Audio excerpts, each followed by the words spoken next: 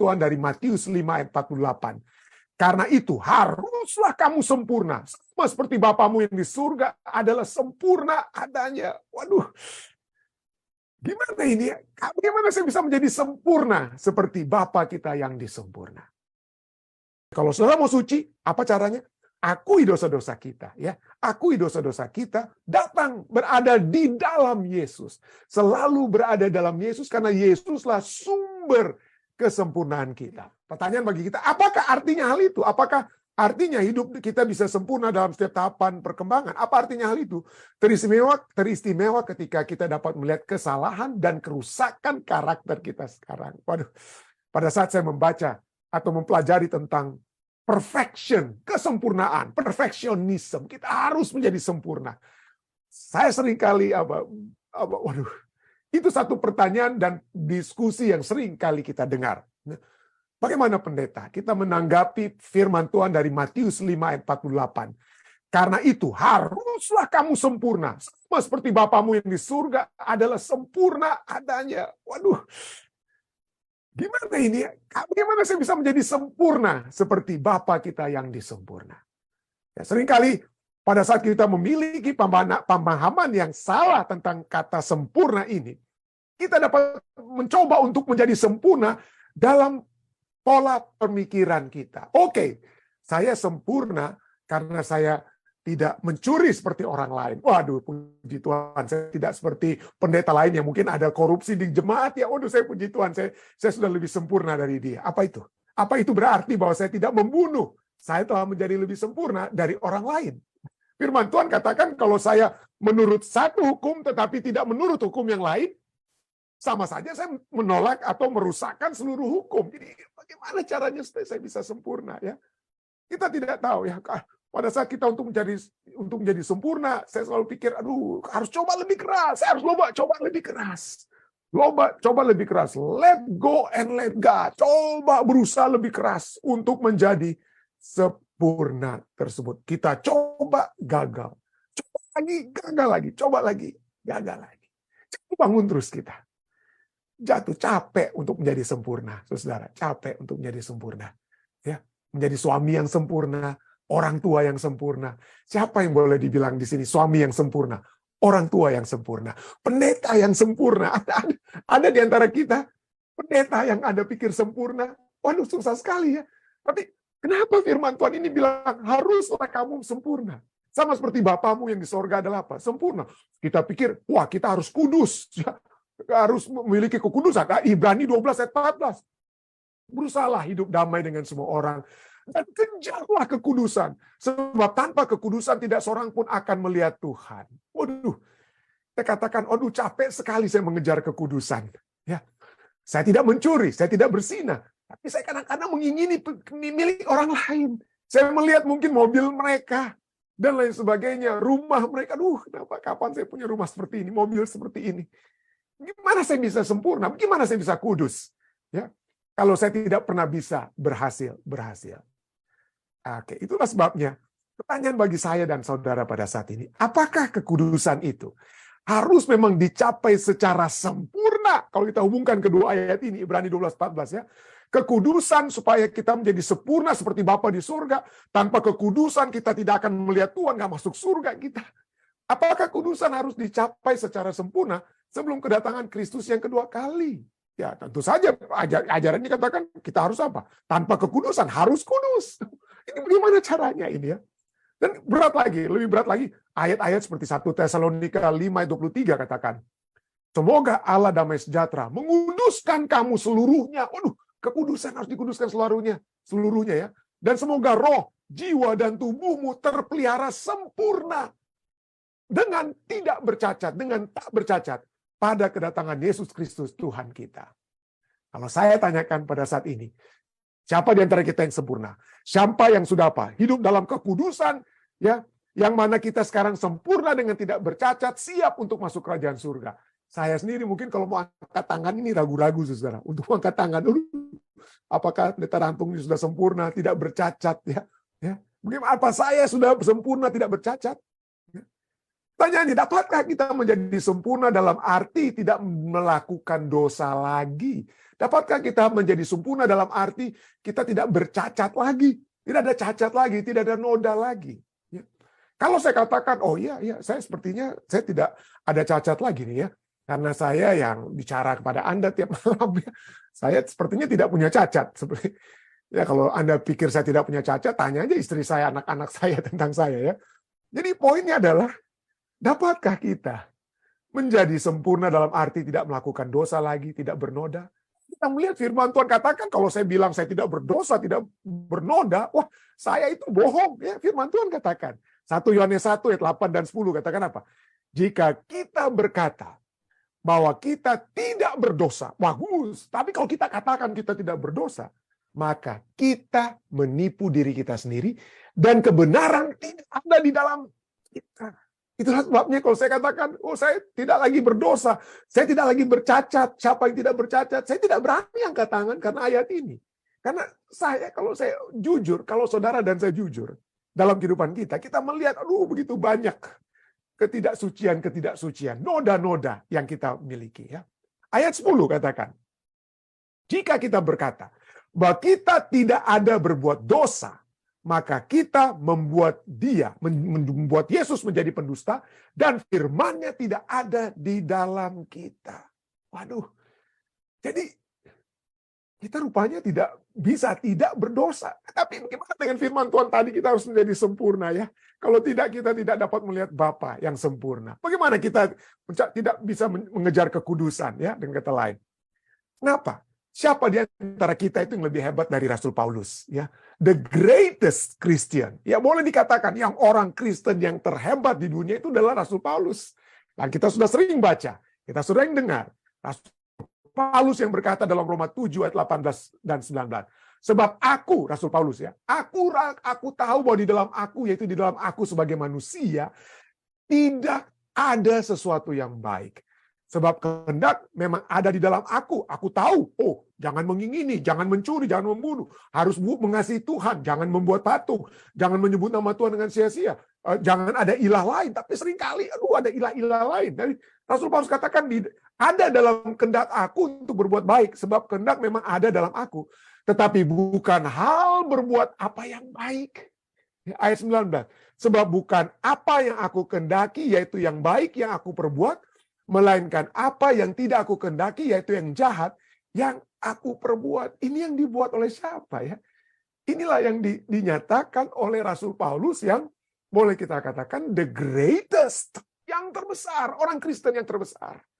Tidak bisa tanpa, tidak ada seorang pun yang dapat berkata seperti 1 Yohanes 1 ayat 8 dan 10. Saya tidak berdosa. Saya tidak berdosa. Ya. Anda mungkin sudah mengenal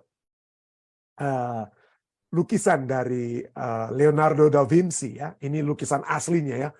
The Last Supper ya. Perjamuan akhir Leonardo da Vinci, dia ini lukisan akhirnya. Kalau Anda bisa lihat bagaimana setelah direstorasi baru Anda kelihatan lebih jelas ya. Dia dan ke-11 muridnya. Jadi ini menurut satu legenda urban legend lah ya. Nggak tahu apa betul terjadi, tapi ini seringkali dihotbahkan ya. Bahwa pada saat Leonardo da Vinci hendak menggambarkan, itu dia buat itu selama 3 tahun. Tahun 1495 sampai 1498. Ya, jadi 3 tahun dia tulis itu ya. Jadi pada saat dia tulis, dia ingin mencari wajah Yesus itu seperti apa. Wajah Yesus itu seperti apa. Jadi menurut cerita ini, dikatakan Leonardo da Vinci berjalan di kota Roma, dia orang Italia ya, untuk mencari orang muda yang kurang lebih 30-33 tahun yang seperti mukanya itu betul-betul murni begitu ya. Yang kehidupannya murni ya. Aku ingin mencari orang yang memang betul-betul memancarkan wajah surga dengan kata lain ya. Dan kemudian betul saja Leonardo da Vinci masuk ke gereja satu waktu dan dia lihat di gereja ini ada penyanyi choir laki-laki. Dan dia lihat ada satu anak muda yang wajahnya memang pada saat dia menyanyi begitu merdu, wajahnya menampilkan wajah surgawi. Waduh, Leonardo da Vinci terkesima sekali dengan wajah anak muda yang menyanyi tersebut, dengan wajah yang terang, wajah yang putih ya, bersih wajah anak muda tersebut, menyanyi, dia penyanyi utama di choir tersebut. Nama pemuda itu adalah Pietro Bandinelli. Pietro Bandinelli. Kemudian apa? Leonardo da Vinci katakan, Pietro setelah berkenalannya, maukah kamu saya apa? Saya lukis. Saya ingin melukis tentang perjamuan terakhir Yesus. Oh, oke. Ya, Pietro Bandinelli katakan, oke. Lalu kemudian dilukislah Pietro Bandinelli ini untuk menjadi wajah Yesus yang ada di tengah-tengah. Lalu kemudian selama 3 tahun berikutnya, Pietro kemudian dia cari satu-satu mana yang menjadi wajah Petrus, mana yang menjadi wajah Yohanes, dan lain sebagainya. Dia cari sampai 11 murid Yesus itu dia sudah dapat, dia punya sketchnya, dia sudah dapat wajahnya, dia sudah gambar, dia punya sketch. Lalu yang terakhir dia bilang, saya ingin membuat satu kontras antara wajah Yesus dan wajah Yudas, si pengkhianat. Wajah Yudas, si pengkhianat. Ya. Lalu kemudian dia mencari lagi. Setelah semua 11 muridnya dia sudah berhasil gambar, dia ingin mencari wajah Yudas. Harus ada kontras dengan wajah Yesus. Wajah Yesus putih, memancarkan keagungan, memancarkan terang surga. Sekarang dia ingin mencari wajah yang gelap, wajah yang keras, wajah yang kejam, ya, untuk menggambarkan kontras dengan Yesus, wajah daripada Yudas. Dia berjalan di tengah-tengah kota Roma. Dia cari satu-satu. Dia cari orang-orang mana yang diperampok, mungkin mencopet di Roma atau apa. Dia nggak dapat. Waduh, ada yang belum sekeras seperti yang diinginkan. Kemudian dia bertemulah dengan seorang pengemis dengan baju yang lusuh, ya. Mukanya itu sudah seperti orang yang habis menggunakan obat-obatan yang terlarang, ya. Muka yang sudah hancur, dengan kata lain sudah gelap, mungkin karena sebagai pengemis kena sinar matahari, ya. Gigi yang sudah mulai rusak oleh karena pengaruh obat-obatan dan lain sebagainya, dengan kata lain, ya. Lalu kemudian kecanduan ini dan itu, ya. Lalu kemudian Leonardo da Vinci katakan, anak, maukah kamu saya gambar? Wah, dia katakan, buat apa saya digambar? Saya ingin menggambar kamu. Wah, bayar dulu, kasih uang dulu. Dia kata, oke. Lalu dia apa? Sekarang dia kemudian digambar, dan setelah dia digambar sketsnya, anak pengemis itu yang muka serang itu katakan, ini untuk apa ini? Untuk apa? Oh, ini untuk gambar daripada The Last Supper yang saya ingin gambar. Anak muda pengemis itu kemudian terkesima dan kemudian mulai sadar, mungkin dia agak mabuk waktu dia digambar, ya. Lalu dia katakan, untuk apa? Untuk gambar daripada The Last Supper. Lalu kemudian Leonardo da Vinci, ya, kemudian mendengar pengemis itu berkata, tahukah Anda, beberapa tahun yang lalu ada seorang pelukis juga yang melukis wajah saya, katanya untuk wajah Yesus, The Last Supper, untuk perjamuan akhir. Lalu Leonardo tanya, kamu ini siapa? Sayalah Pietro Bandinelli. Jadi coba lihat, berapa tahun sebelumnya, inilah dia, wajah seorang apa?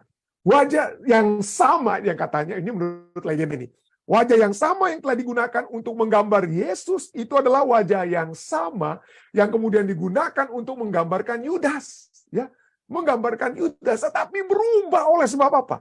Oleh sebab dosa. Dosalah yang telah menyebabkan kita menjadi apa, ya? Berubah. Ya. Seharusnya kita memiliki surga, menjadi wajah seperti wajah Yesus, tetapi oleh sebab dosa, kita tidak lagi menjadi apa? Memiliki wajah surga atau yang cocok untuk surga. Jadi tidak heran dikatakan, kita semua telah apa, ya? Kita semua telah berdosa. Tidak ada sesuatu yang baik dalam diri kita. Tidak ada. Kita tidak dapat menjadi sempurna. Kenapa? Karena seperti saya katakan tadi, kalau kita ingin mengikuti seluruh kehendak Tuhan, maka dikatakan apa? Maka kita harus tidak bisa hanya pilih-pilih mana firman Tuhan, mana kasih kepada Tuhan, atau kasih sesama yang kita pilih. Kalau satu saja yang kita apa? Satu saja yang kita langgar, kita telah melanggar apa? Semuanya. Kenapa? Dan kenapa? Karena memang dari dalamnya kita sendiri, dari sononya, kita ini semua adalah orang-orang yang apa? Berdosa. Dosa itu bukan satu tindakan di luar yang kita lakukan, ya. Kita mencuri, tapi itu sudah memang dari dalam diri kita, dari dalam otak kita, dari dalam hati kita sendiri. Itulah sebabnya Matius 5 ayat 21-22 Yesus berkata, kamu telah mendengar yang difirmankan kepada nenek moyangmu, jangan membunuh. Itu tindakan luar. Tindakan luar kan membunuh, ya. Kita membunuh orang, tindakan luar. Siapa yang membunuh harus dihukum. Itu yang kamu dengar. Tetapi Yesus katakan di ayat 22, aku berkata kepadamu, setiap orang yang marah terhadap saudaranya harus dihukum. Seperti kemarahan itu, seperti kita juga apa? Membunuh. Siapa di antara kita yang tidak marah-marah, saudara? Siapa di antara kita? Ya. Inilah. Kita pikir, oh saya tidak membunuh pendeta, puji Tuhan, saya lebih bagus dari orang lain. Tapi bagaimana kalau saya masih marah-marah? Marah kepada orang lain, marah kepada diri kita sendiri, dan lain sebagainya. Itu juga sama dengan apa? Orang yang harus apa ya? Dihukum. Oke, saya tidak bersinah pendeta. Tapi Yesus berkata, kamu telah mendengar firman, jangan bersinah. Tetapi aku berkata kepadamu, setiap orang yang memandang perempuan serta menginginkannya, sudah bersinah dengan dia di dalam hatinya. Berapa banyak di antara kita yang sudah bersinah dalam hati kita? Ya, berapa banyak? Kita semua dan kata lain. Ya. Jadi dosa itu adalah tindakan eksternal, ya, eksternal dan bukan hanya eksternal, tetapi juga internal. Itu juga merupakan sikap dan pikiran kita. Saya sudah pernah bawakan ayat ini juga dan kita ulang kembali. Yesaya 64 ayat 6 berbicara tentang eksternal dan internal. Kami sekalian seperti seorang najis dan segala kesalehan kami seperti kain kotor. Kami sekalian menjadi layu seperti daun dan kami lenyap. Oleh kejahatan kami seperti daun dilenyapkan oleh angin. Kami sekalian najis artinya sifat alamiah kita semua. Dari dalam kita semua itu sudah najis. Kita semua najis. Dan segala kesalehan kita adalah bagaikan kain kotor. Perbuatan di luar kita juga apa? Kotor. Kita tidak dapat rubah yang di dalam. Itulah sebabnya Yeremia 13 ayat 23 katakan apa? Dapatkah orang Ethiopia mengganti kulitnya? Atau macan tutul mengubah belangnya? Masakan kamu dapat berbuat baik? Hai orang-orang yang membiasakan diri berbuat jahat. Kita seringkali bimbang. Kita seringkali dalam kehidupan kita bertanya-tanya, aduh Tuhan, apa keselamatan saya ini pasti atau enggak? Aduh Tuhan, bagaimana dengan masa depan saya? Aduh Tuhan, bagaimana dengan pekerjaan saya? Aduh, bagaimana dengan ini dan itu? Kita seringkali bimbang. Dan seringkali kalau kita lihat pada saat kita bimbang, seperti Rasul Paulus katakan, Rasul Paulus dalam kitab Roma ini, orang yang bimbang dikatakan ya kalau ya makan telah dihukum ya. Artinya berbicara tentang orang-orang, kita sudah pernah bahas nih ayat ini ya. Orang-orang yang dia tahu tidak ada ilah-ilah lain, tapi karena dia pikir, wah, ini makanannya sudah dipersembahkan kepada dewa dan lain sebagainya, dia jadi bimbang, maka kebimbangan kita itu menyebabkan kita dihukum. Kenapa? Karena kita tidak melakukannya berdasarkan iman, Rasul Paulus katakan. Dan kemudian definisi ini, Rasul Paulus katakan apa? Dan segala sesuatu yang tidak berdasarkan iman adalah dosa. Kita seringkali tidak percaya. Kita tidak percaya mempercayakan masa depan kita kepada Tuhan. Kita tidak mempercayakan masa depan jemaat kita kepada Tuhan. Kita tidak mempercayakan pekerjaan Tuhan. Kita pikir, aduh ini kalau pekerjaan Tuhan ini, sekarang ini kalau saja ini dibuat oleh si A atau si B, ini baru jalan. Kenapa kita tidak percayakan kepada Tuhan? Ya, kalau kita mempercayakan pelayanan kita, jemaat kita, kehidupan kita, pekerjaan kita, dan segala sesuatunya kepada Tuhan, maka kita adalah orang percaya. Tapi kalau kita bimbang ya, maka kita adalah orang yang dikatakan apa? Yang tidak berdasarkan iman. Dan kebimbangan kita adalah dosa. Hubungan di luar percaya dengan Yesus adalah dosa. Itulah sebabnya. Mari kita lihat. Oke, haruslah kamu sempurna, sama seperti Bapamu yang di surga. Kembali kepada pertanyaan ini. Haruslah kamu sempurna, sama seperti Bapamu di surga adalah sempurna. Apa artinya sempurna? Apakah sempurna artinya berarti saya tidak ada lagi noda. Saya bersih dari segala kesalahan, dari dosa. Bahkan dalam pikiran saya tidak lagi bimbang. Saya tidak pernah meragukan. Saya tidak pernah ragu apa-apa. Saya tidak pernah ragu apa-apa. Sedangkan mau kasih 10%, 15%, 10% perpuluhan, 5% untuk persembahan, karena kan kita bimbang ya. Tapi itu poinnya ya. Dapatkah kita menjadi sempurna tanpa ada kebimbangan? Ya. Nah, kata sempurna atau perfect dari bahasa Greek-nya adalah teleios, dari kata teleskop. Jadi teleskop itu seperti seorang orang kapten kapal, dia punya teleskop zaman dahulu ya, zaman dulu teleskop itu tuh kecil tapi dikasih panjang supaya bisa kelihatan betul-betul pas gitu ya. Jadi kata teleskop ini artinya apa? Having reached its end, seperti teleskop yang ditarik sampai ujung ya, telah mencapai akhirnya, telah lengkap dan sempurna. Tadinya Kalau tidak dikeluarkan teleskop zaman dulu ya, mungkin begini. Tapi kemudian dia bisa ditarik sampai panjang begitu ya. Telah mencapai akhirnya, telah lengkap, telah apa? Telah sempurna. Itulah kata teleios, teleskop dan lain sebagainya ya. Having reached its end. Jadi penggunaan kata teleos artinya lengkap di semua bagian-bagiannya. Seperti teleskop zaman dahulu kan ada ada beberapa posisi gitu ya. Seperti orang-orang sekarang punya apa ya untuk selfie stick ya. Saya ada selfie stick, saya lupa mau ambil. Selfie stick Anda bisa tarik-tarik sampai apa? Sampai ujungnya. Jadi lengkap di semua bagiannya. Pertumbuhan yang penuh atau dewasa. Itu kata lain daripada teleos. Pertumbuhan yang penuh dewasa. Khususnya kelengkapan karakter Kristen. Yang pada tahapan-tahapan seperti teleskop atau seperti kita punya selfie stick, tarik satu tahapan dibuka, 2 second, tahapan kedua, tahapan ketiga, sampai panjangnya apa? Sempurna selfie stick tersebut ya.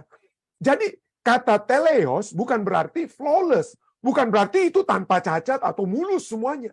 Atau kata teleos itu bukan berarti bersih tidak bernoda, tetapi berarti lengkap. Lengkap. Karena itu dengan kata lain Matius 5:48 katakan, karena itu haruslah kamu itu lengkap.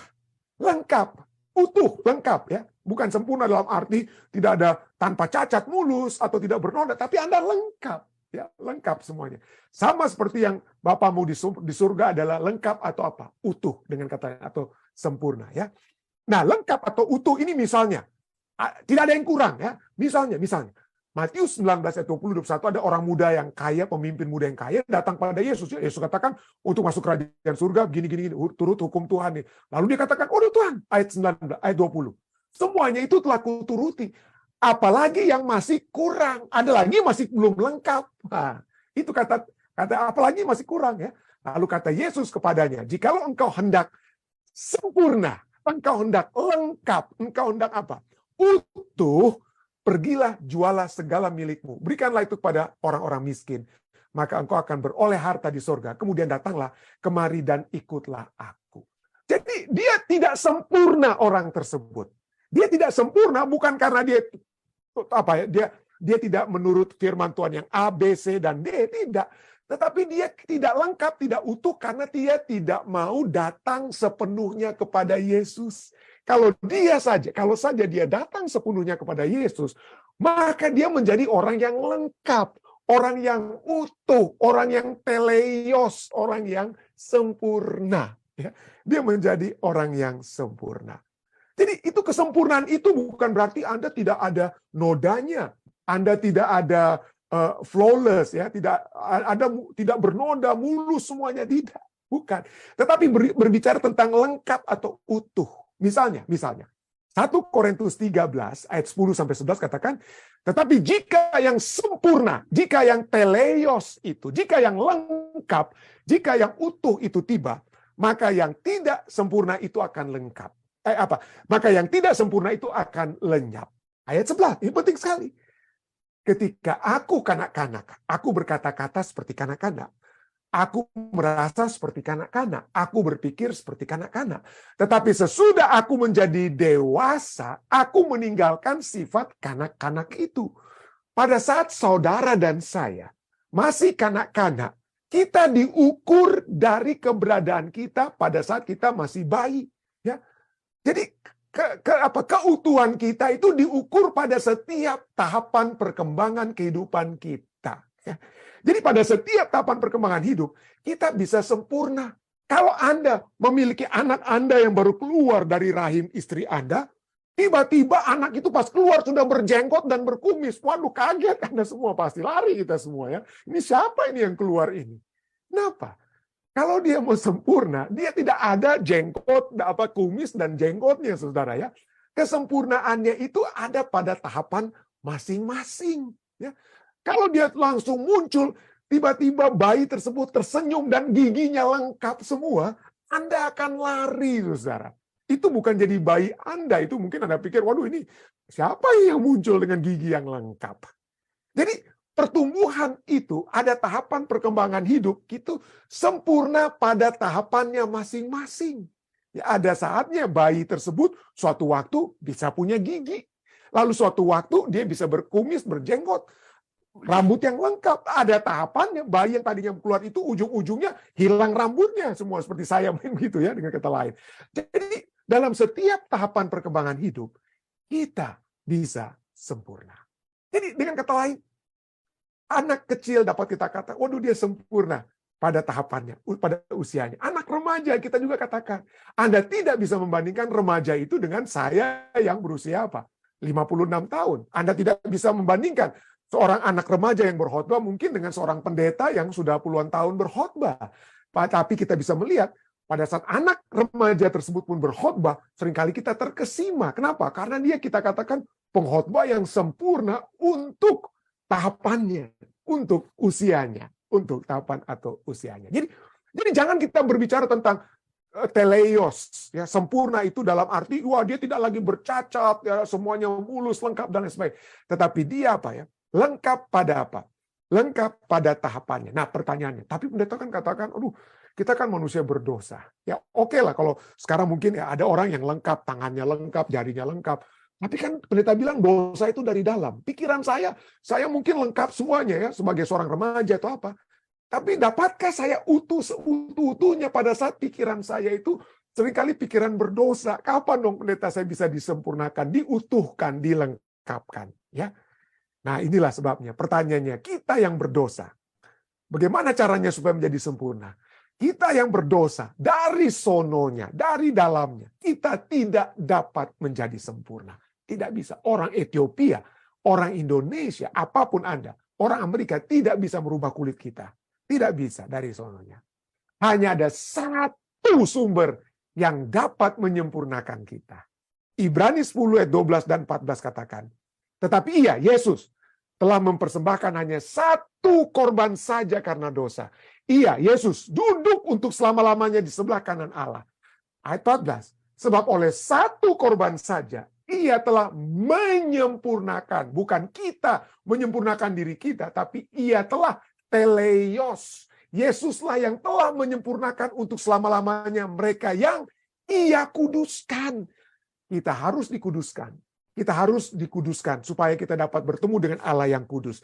Kita harus sempurna supaya kita dapat bertemu dengan Allah yang sempurna. Tetapi kekudusan kita, kesempurnaan kita bukan dari apa yang dapat kita lakukan. Untuk mencapai kekudusan dengan kuat kuasa kita. No. Anda akan gagal, Anda akan kecewa, Anda akan apa? Lemah iman, Anda akan bilang, aduh, susah untuk jadi orang Kristen. Wah, lebih baik saya udah keluar daripada kebenaran yang mustahil ini. Ya, tidak. Yesuslah satu-satunya yang telah menyempurnakan untuk selama-lamanya. Ialah yang apa? Ialah yang menguduskan kita. Apa yang dapat kita lakukan supaya dikuduskan? Pendeta, bagaimana caranya supaya kita tahu bahwa Yesus akan menguduskan kita? Supaya Yesus dapat menyempurnakan kita dari keberdosaan kita. 1 Yohanes 1 ayat 9 katakan apa? Jika kita mengakui dosa kita. Ya, bukan katakan jika kita supaya tanpa dosa, tidak. Kita mengaku dosa kita. Maka ia adalah setia dan adil. Sehingga ia akan mengampuni segala dosa kita dan menyucikan kita dari segala kejahatan. Apa yang kita lakukan? Akui. Tuhan, saya telah memiliki pemikiran yang salah. Saya telah memikir kehendak yang salah. Bantu saya pada hari ini. Itu sebabnya kita harus dipertobatkan. Kita harus dibaptis setiap hari. Setiap hari kita harus mengakui kesalahan dan dosa kita. Setiap hari kita harus melihat keberdosaan kita. Jangan lihat keberdosaan orang lain. Untuk supaya kita dapat, puji Tuhan dosa saya itu lebih baik daripada itu. Saudara-saudara itu, dosanya itu minta ampun, hebat sekali dosanya. Jangan tunjuk-tunjuk orang. Lihat diri kita, saudara masing-masing ya. Akui dosa kita masing-masing. Maka ia akan mengampuni segala dosa kita dan menyucikan kita. Bukan kita yang menyucikan diri kita, tetapi Allah lah yang menyucikan kita. Yesus yang menyucikan. Kalau kita disucikan, Roma 8 ayat 1 katakan apa? Demikian sekarang tidak ada penghukuman bagi mereka yang ada di dalam Kristus Yesus. Pada saat kita mengakui dosa kita, kita kembali berada di dalam Kristus. Kalau kita tidak mengakui dosa kita, kita berada di luar Kristus. Kita tidak sempurna. Kita tidak disucikan. Tapi kalau saudara mau suci, apa caranya? Akui dosa-dosa kita, ya. Akui dosa-dosa kita, datang berada di dalam Yesus. Selalu berada dalam Yesus karena Yesuslah sumber kesempurnaan kita. Roma 5 ayat 1 katakan, sebab itu kita yang dibenarkan karena iman, kita hidup dalam damai sejahtera dengan Allah. Kita menjadi sempurna dengan Allah. Kita disucikan supaya layak bersama dengan Allah. Kita hidup dalam damai sejahtera dengan Allah oleh karena Tuhan kita, Yesus Kristus. Dan Kisah 13 ayat 39 katakan, dan di dalam dialah setiap orang yang percaya memperoleh pembebasan dari segala dosa.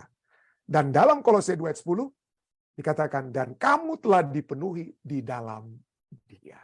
Kamu telah dipenuhi. Kamu telah dipenuhi di dalam Dia. Kita harus berusaha untuk sempurna. Oke? Kita harus berusaha. Firman Tuhan katakan kamu harus sempurna. Kita sudah baca tadi 1 Tesalonika 5 ayat 23. Semoga Allah damai sejahtera menguduskan kamu, menyucikan kamu seluruhnya, dan semoga roh, jiwa dan tubuhmu terpelihara sempurna dengan tidak bercacat pada kedatangan Kristus yang kedua kali Tuhan kita, ya. Pada kedatangan Yesus Kristus Tuhan kita. Bagaimana caranya supaya kita tidak bercacat? Kita selalu harus berada di dalam Kristus. Itulah sebabnya. Ayat berikutnya menjawab pertanyaan, bagaimana caranya supaya saya dapat sempurna?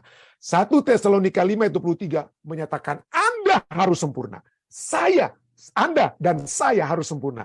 Ayat 24 menjawab bagaimana caranya. Yaitu apa? 1 Tesalonika 5 ayat 24 katakan, Ia yang memanggil kamu. Yesus yang memanggil kita adalah setia. Dia memanggil kita supaya tidak bercacat. Dia memanggil saudara dan saya supaya sempurna. Dan bagaimana supaya saudara dan saya supaya tidak bercacat, supaya sempurna? Karena Dia yang menggenapinya. Dialah yang menyempurnakan kita. Dialah yang menyebabkan kita tidak bernoda. Dialah yang menyebabkan kita menjadi suci. Bagaimana supaya kita suci? Kita berusaha dengan kekuatan surga untuk selalu berada di dalam Yesus. Dan kalau kita berada di dalam Yesus, maka saudara dan saya disucikan, disempurnakan, karena Dialah yang menggenapi hal-hal yang kurang dalam kesucian kita, dalam ketidaksempurnaan kita. Saya bawa ini dalam